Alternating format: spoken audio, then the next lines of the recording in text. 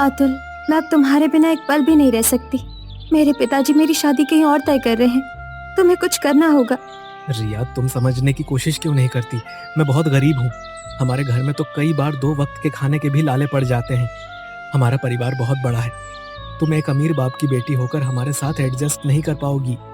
अतुल, हमने अपने कॉलेज की पढ़ाई पूरी की, इतने साल हम साथ रहे, और आज जब मुझे तुम्हारी सबसे ज्यादा जरूरत है तो तुम मुझे छोड़ने की बात कर रहे हो। मैं तुम्हें छोड़ने की बात नहीं कर रहा रिया, बल्कि मैं ये कहना चाहता हूँ कि तुम इस भयानक गरीबी को झेल नहीं पाओगी। यहाँ की जिंदगी बहुत अलग है। मैं तुम्हारे साथ कहीं भी रह सकती हूँ। अमीरी और गरीबी कुछ नहीं होती। इंसान का प्यार और साथ सच्चा होना चाहिए। मैं तुम्हारी एक नहीं सुनूंगी।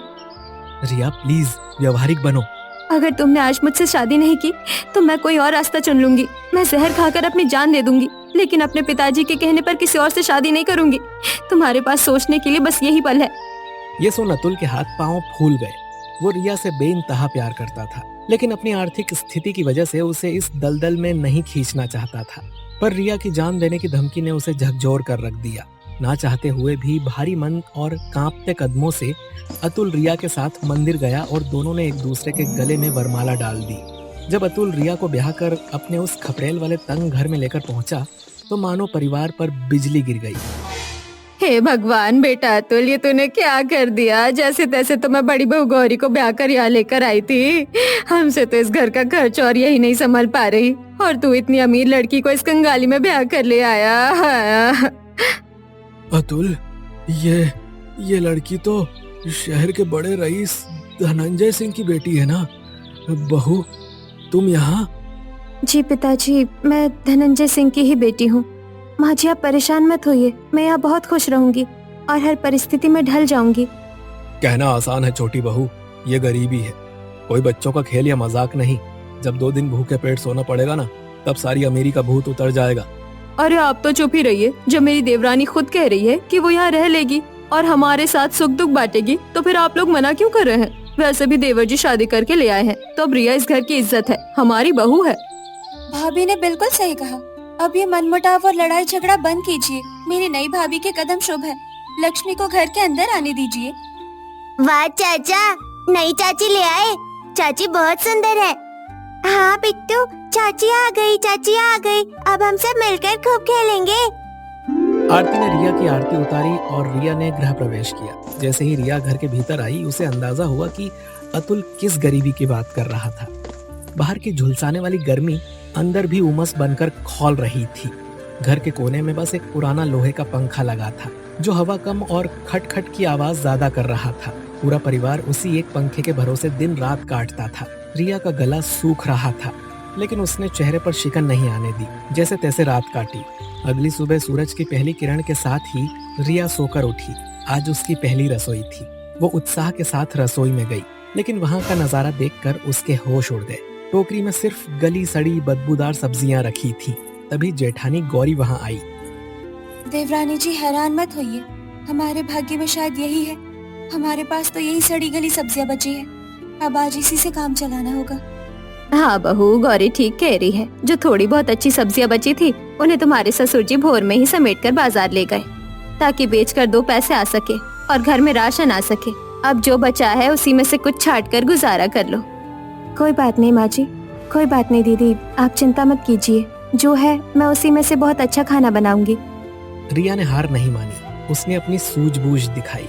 उन सड़ी हुई सब्जियों में से जो हिस्से थोड़े बहुत ठीक थे, उन्हें बड़े ध्यान से छांटा, अच्छे से धोया और अपने खास मसालों के दम पर एक बेहतरीन सब्जी और गर्मा गर्म रोटियां तैयार की। कुछ देर में रसोई से ऐसी लाजवाब खुशबू उठी कि पूरे घर में फैल गई। कुछ घंटे बाद ससुर मुकेश भी बाजार से खाली हाथ लौट चुके थे, क्योंकि बाजार में उनकी सड़ी सब्जियां कोई खरीदने को तैयार नहीं था। जब सब लोग खाना खाने बैठे और पहला निवाला मुंह में लिया, तो सबके चेहरे खिल गए। रिया की कला ने खराब खाने को भी अमृत बना दिया था। वाह बहू वाह, आज तुमने हमें स्वादिष्ट खाना खिला दिया। सच में बड़ा ही स्वादिष्ट और लजीज बनाया है। ऐसी सब्जी तो मैंने अपनी पूरी जिंदगी में नहीं खाई। मैंने कहा था ना पिताजी, रिया भले ही अमीर घर की है, लेकिन दिल की बहुत साफ और गुणी है। हाँ भाई, खाने की तारीफ तो करनी पड़ेगी, लाजवाब स्वाद है। आप सबका शुक्रिया। लेकिन पिताजी, मैं आपसे कुछ पूछना चाहती हूँ। इतनी ज्यादा सब्जियाँ खेत में सड़ क्यों रही है? आखिर असली बात क्या है? बहू, बात ऐसी है कि हम कई सालों से नदी किनारे ही सब्जियों की खेती कर रहे हैं, क्योंकि हमारी वही एक पुश्तैनी जमीन है। अब दिक्कत यह है कि नदी किनारे होने की वजह से वहाँ पानी की तो कोई कमी नहीं होती, लेकिन जब भी नदी का जल स्तर थोड़ा बढ़ता है या तेज बहाव आता है तो सारा पानी खेतों में भर जाता है। ज्यादा पानी के ठहराव की वजह से अक्सर सब्जियां और पौधे गल जाते हैं एवं सड़ जाते हैं। आज तक हमें भी कोई तरीका नहीं मिला इन सब्जियों को बचाने का। पिताजी, क्या मैं आपके साथ एक दिन अपनी पुश्तैनी जमीन और खेत खलियान देखने चल सकती हूँ? मैं अपनी आंखों से वहाँ की स्थिति देखना चाहती हूँ। अरे क्यों नहीं बेटी, अब तुम हमारे घर की लक्ष्मी हो, इस घर की बहू हो। तुम्हें जब मन करे तुम तब हमारे साथ चल सकती हो। अगली सुबह सूरज की पूरी तरह निकलने से पहले ही रिया अपने ससुर मुकेश और सास दामिनी के साथ खेत के लिए निकल पड़ी। रास्ता आसान नहीं था। गांव की सीमा लांघने के बाद उन्हें एक घने और शांत जंगल से होकर गुजरना था। चिलचिलाती धूप पेड़ों की घनी पत्तियों को चीरकर जमीन पर आ रही थी। जैसे ही वे जंगल के पार पहुंचे, आंखों के सामने एक अद्भुत नजारा था। सामने कलकल करती नीली नदी बह रही थी और ठीक उसी के बगल में मुकेश बाबू का विशाल पुश्तैनी खेत था। भले ही फसलें सड़ रही थीं, लेकिन वहाँ की प्राकृतिक सुंदरता बेमिसाल थी। रिया ये दृश्य देखकर मंत्रमुग्ध हो गई। वाह, कितना सुंदर दृश्य है ये। पिताजी, माँ जी, मैंने तो शहर में हमेशा बड़ी ही शोर शराबे वाली जगह देखी है। चारों तरफ सिर्फ पॉल्यूशन और गाड़ियों का धुआं, लेकिन यहाँ जो सुकून है वो शहर में कहाँ। बहती हुई नदी, जंगल में चिड़ियों की ये चहचहाहट और नदी में ये सुंदर मछलियों का उछलना कूदना, सच में ये दृश्य तो मेरे लिए किसी स्वर्ग से कम नहीं है। तभी तो बहू, हम यहाँ पर हैं, चाहे कितनी भी गरीबी हो। हम इस जगह को कभी छोड़कर नहीं जाना चाहते। ये जमीन हमारे पूर्वजों की है, हमारे दिल से जुड़ी हुई है। लेकिन क्या माँ जी? देख लो बहू, यही वो जगह है। बस नदी तो सुंदर है, लेकिन यही नदी हमारी दुश्मन बन जाती है। इस नदी का बहता पानी हमारे खेतों को अक्सर तेज बहाव के साथ बहा ले जाता है। कभी कभी तो यहाँ पानी का बहाव इतना ज्यादा होता है कि पौधों की जड़ें पूरी तरह पानी में डूब जाती हैं और सब बर्बाद हो जाता है। रिया ने ससुर की बात को ध्यान से सुना। उसने नदी के बहाव का रुख देखा, खेती की ढलान को समझा जहाँ मछलियाँ उछल कूद कर रही थीं। उस जगह का बारीकी से निरीक्षण किया। कुछ देर तक वो गहरी सोच में डूबी रही। अचानक उसकी आंख में एक चमक आ गई। उसकी मैनेजमेंट की पढ़ाई और व्यवहारिक बुद्धि ने एक ऐसी तरकीब खोज निकाली थी जो इस परिवार की तकदीर बदल सकती थी। पिताजी, माँ जी, मुझे एक बहुत ही बेहतरीन तरकीब सूझी है। अगर हम इसे सही से करें तो हमारी परेशानी हमेशा के लिए खत्म हो जाएगी। क्या रिया, ऐसी कौन सी तरकीब है? हम क्या कर सकते हैं जो इतने सालों में हम नहीं सोच पाए? पिताजी, हम इस नदी के बहाव को थोड़ा मोड़ सकते हैं और अपने खेतों की रक्षा कर सकते हैं। सबसे पहले हम खेत और नदी के बीच में मिट्टी और पत्थरों की एक ऊंची बाउंड्री यानी मेड़ बनाएंगे, ताकि पानी का तेज बहाव सीधे खेतों के अंदर ना आ पाए। लेकिन बहू, अगर पानी रुक गया तो नदी का जो एक्स्ट्रा पानी आता है वो कहाँ जाएगा? यही तो मेरा असली प्लान है माँ जी। हमारे पास जो खेत का बचा हुआ खाली हिस्सा है, जो थोड़ा नीचा है, हम वहाँ एक बड़ा गड्ढा यानी तालाब खोदेंगे। नदी के किनारे से एक छोटा सा रास्ता काटकर हम पानी के बहाव को उस तालाब की तरफ ले जाएंगे। पानी के उस तेज बहाव के साथ नदी की मछलियाँ भी अपने आप उस तालाब में आ जाएंगी और फिर जैसे ही तालाब भर जाएगा, हम पानी के बहाव वाले रास्ते को मिट्टी से बंद कर देंगे। इससे खेतों में पानी भी नहीं भरेगा और हमारे पास मुफ्त में मछली पालन का एक बहुत बड़ा जरिया तैयार हो जाएगा। अरे वाह, यानी एक तरफ सब्जियां पानी से बच जाएंगी और ताजी रहेंगी, और दूसरी तरफ हमें तालाब में ढेरों मछलियां मिल जाएंगी जिन्हें हम बाजार में बेच सकते हैं। बिल्कुल पिताजी, लेकिन इस बड़े काम को करने के लिए हमें पूरे परिवार की ताकत और मेहनत की जरूरत पड़ेगी। तरकीब इतनी सटीक थी कि मुकेश बाबू ने बिना देर किए एक संदेश भिजवाया। दोपहर होते होते अतुल, अशोक, गौरी और यहाँ तक कि आरती भी बच्चों के साथ खेत में पहुँच गए। रिया ने सबको उनका काम समझाया। पूरा परिवार इस कड़कती धूप में अपनी किस्मत बदलने के लिए एक हो गया। दृश्य बदल चुका था। जो खेत कल तक लाचारी का प्रतीक था, आज वो कर्म भूमि बन चुका था। आप सब सच में बहुत महान हैं। हमारा ये श्रमदान बेकार नहीं जाएगा।